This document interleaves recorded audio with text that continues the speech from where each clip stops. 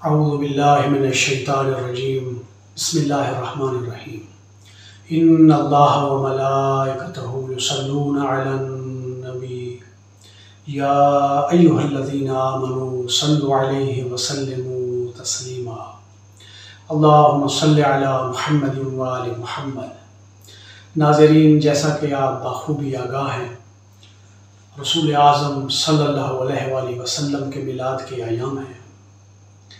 اس سلسلے میں آج کی گفتگو میں پیغمبر اعظم کے مقام و منزلت کو قرآن کریم کی روشنی میں عرض کرنے کی کوشش کروں گا۔ آپ صلی اللہ علیہ وآلہ وسلم کا مقام و منزلت اتنا بلند ہے کہ آج تک کوئی بشر کو اس تک رسائی حاصل نہیں ہوئی ہے۔ قرآن کریم آپ صلی اللہ علیہ وآلہ وسلم پر نازل ہوا۔ قرآن کریم کی ایک سورہ کا نام آپ صلی اللہ علیہ وآلہ وسلم کے نام پر ہے، یعنی سورہ محمد۔ آپ نے غور کیا ہوگا کہ قرآن کریم کی اکثر و بیشتر آیات پیغمبر اعظم صلی اللہ علیہ وآلہ وسلم کے ساتھ اختصاص رکھتی ہیں، اور بہت ہی کم صورتیں آپ ایسی پائیں گے کہ جن میں پیغمبر اعظم صلی اللہ علیہ وآلہ وسلم کو بالواسطہ یا بلا واسطہ مخاطب نہ کیا گیا ہو۔ لہذا ہم آج کی اس گفتگو میں وہ تمام ان آیات کو تو بیان کرنا ممکن نہیں ہے، لیکن یہاں پر چند آیات میں نے لکھ دی ہیں تاکہ ہمارا وقت جو ہے وہ زیادہ صرف نہ ہو۔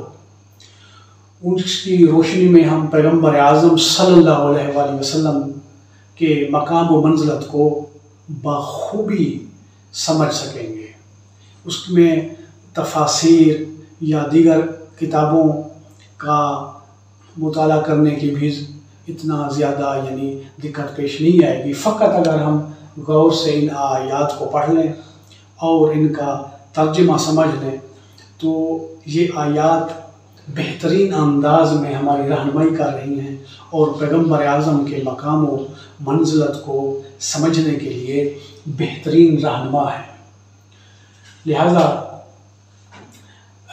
یہاں پہ جو پہلی آیت میں نے لکھی ہے وہ سورہ آل عمران کی آیت ہے۔ ارشاد پروردگار ہو رہا ہے لَقَدْ مَنَّ اللَّهُ عَلَى الْمُؤْمِنِينَ إِذْ بَعَثَ فِيهِمْ رَسُولًا مِّنْ أَنفُسِهِمْ، یعنی صاحبان ایمان پر، مومنین پر اللہ نے بہت بڑا احسان کیا ہے۔ کس چیز کا احسان کیا ہے؟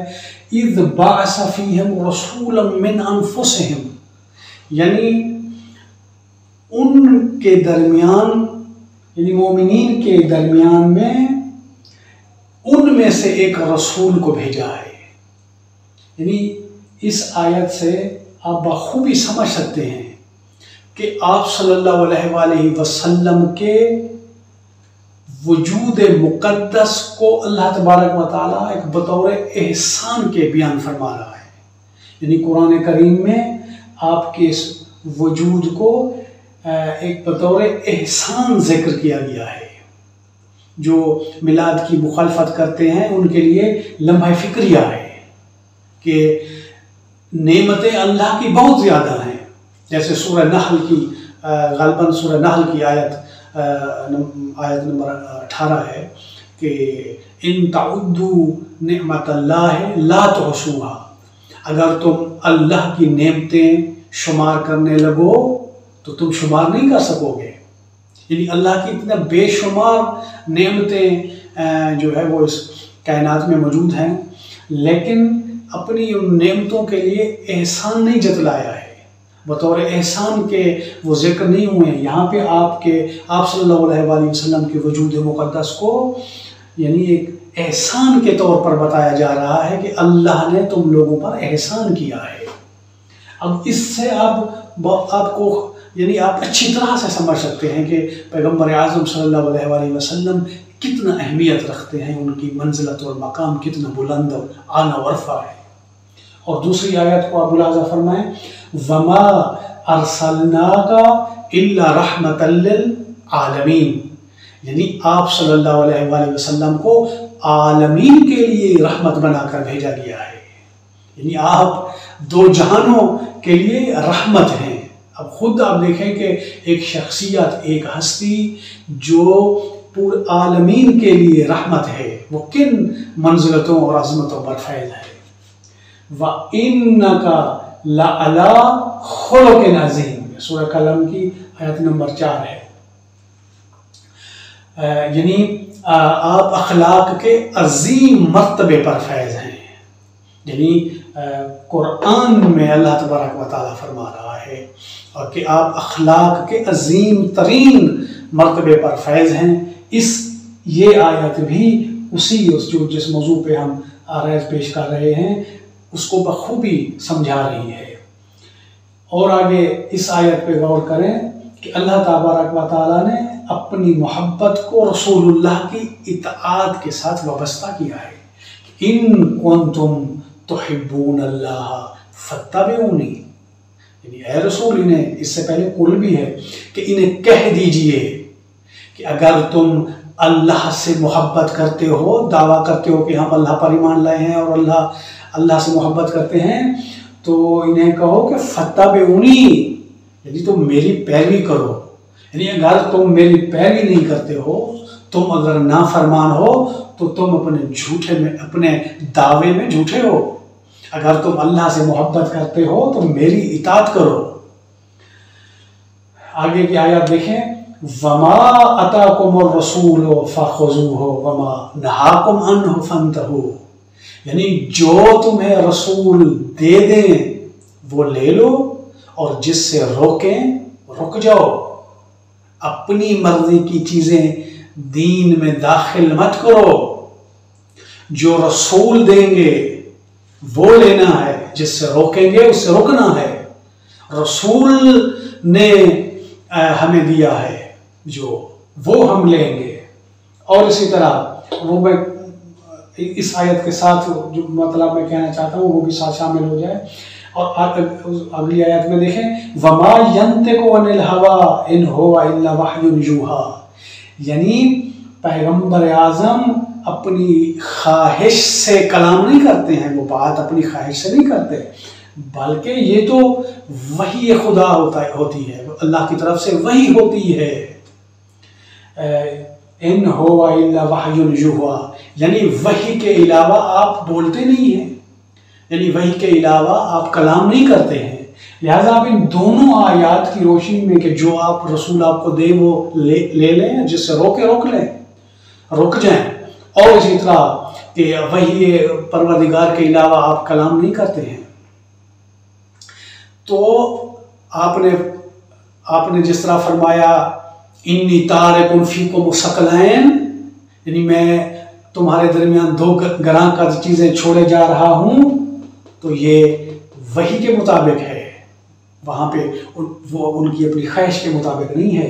اگر انہوں نے فرمایا الحسن والحسین سید شباب اہل الجنہ، تو ان آیات کی روشنی میں ان احادیث کو دیکھیں۔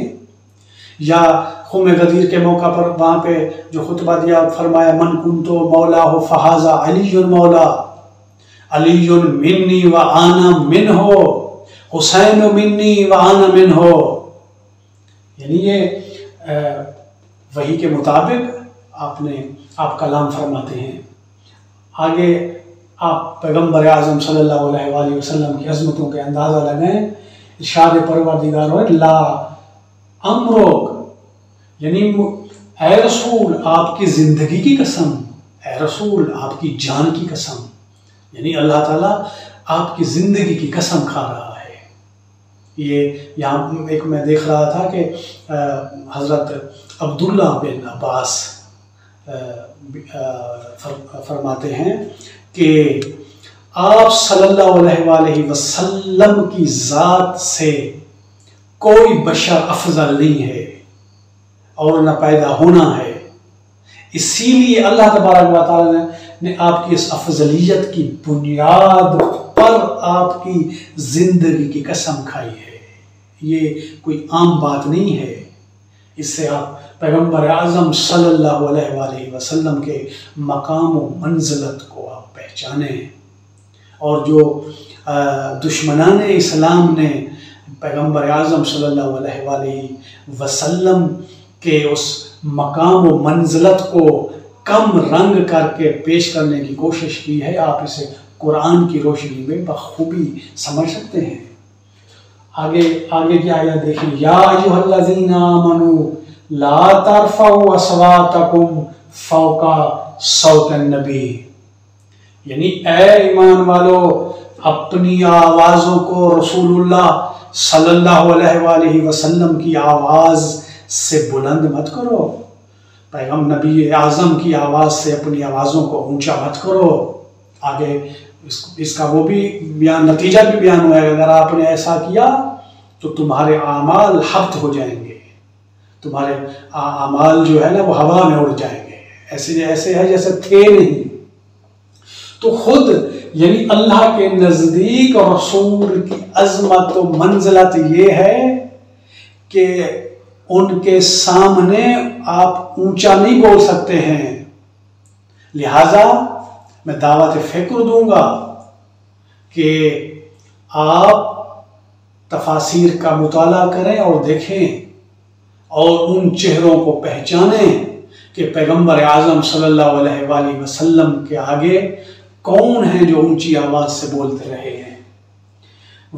آگے کی آیات دیکھیں، وَإِنَّ لَأَجْرًا غَيْرَ مَمْنُونٍ، یعنی یقیناً آپ کے لیے بے انتہا اجر ہے، یعنی جو آپ نے دین اسلام کی تبلیغ کے لیے تانے سہے ہیں، جن تہمتوں کو تحمل کیا ہے، جن مصائب و مصیبتوں کو آپ نے برداشت کیا ہے، یہ اس کے لیے فرمایا جا رہا ہے کہ وَإِنَّ لَأَجْرًا، آپ کا جو اجر ہے وہ غیر ممنون ہے۔ غیر ممنون یعنی غیر منقطع، یعنی غیر محدود، یعنی آپ کا جو اجر ہے اس کو اصلاً کاؤنٹ نہیں کیا جا سکتا ہے، وہ غیر محدود ہے۔ آگے دیکھیں، مثلا آپ غور کریں، ایک تعجب آور یہ شے ہے کہ دیگر جو انبیاء ہیں ان سے اللہ تبارک و تعالیٰ نے جب خطاب کیا ہے تو ان کا نام لے کے خطاب کیا ہے۔ مثلا یا یحییٰ خذ الکتاب بقوہ، یہاں پہ یا یحییٰ ان کا نام لے کے ان کو مخاطب کیا گیا ہے۔ پیغمبر اعظم صلی اللہ علیہ وآلہ وسلم کو پورے قرآن میں یا محمد کہہ کے خطاب نہیں کیا گیا ہے، یا تو یا ایھا الرسول کہہ کے خطاب کیا گیا ہے، یا ایھا النبی کہہ کے، یا ایھا المزمل، یا ایھا المدثر، کہ تو اس طرح کر کے یہ آپ کی مقام و منزلت کا یعنی اس سے اندازہ آپ لگا سکتے ہیں۔ آگے دیکھیں، لَقَدْ كَانَ لَكُمْ فِي رَسُولِ اللَّهِ أُسْوَةٌ حَسَنَةٌ، یعنی آپ صلی اللہ علیہ وآلہ وسلم کو یعنی بشریت کے لیے نمونہ عمل قرار دیا گیا ہے، تمام انسانوں کے لیے بہترین نمونہ ہیں آپ۔ ان عظمتوں اور منزلتوں تک کون پہنچ سکتا ہے؟ یعنی جسے خلق عظیم قرار دیا گیا ہے، جو عالمین کے لیے رحمت ہے، جسے انسان مومنین کے لیے احسان کے طور پر جس کی پیروی اللہ کی محبت سے وابستہ ہے، تو اسی ذات پر جو ہے وہ درود جو ہے وہ بھی بھیجا گیا ہے کہ ان اللہ وملائکتہ یصلون علی النبی یا ایھا الذین آمنوا صلوا علیہ وسلموا تسلیما، یعنی یقیناً اللہ اور اس کے ملائکہ نبی اعظم صلی اللہ علیہ وآلہ وسلم پر تو درود بھیجتے ہیں۔ اے ایمان والو، تم بھی ان پر درود و سلام بھیجو جس طرح کے سلام بھیجنے کا حق ہے، یعنی ہمیں ان کی ذات پر درود بھیجنے کا حکم دیا جا رہا ہے، اور خود خدا ان پر درود بھیجتا ہے۔ اس سے ہم یعنی بغیر کسی لمبی بحثیں یا مختلف کتابیں یا وہ پڑھ، صرف اس کی ضرورت نہیں ہے، فقط ان چند آیات کی روشنی میں آپ بخوبی سمجھ سکتے ہیں کہ آپ صلی اللہ علیہ وآلہ وسلم کن منزلتوں اور عظمتوں پہ فائز ہیں۔ وآخر دعوانا ان الحمد للہ رب العالمین۔